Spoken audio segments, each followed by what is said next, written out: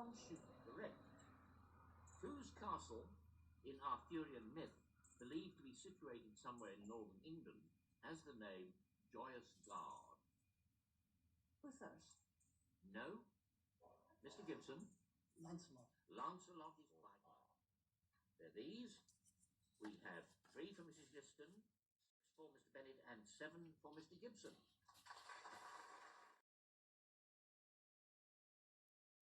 Premiered 75 years ago.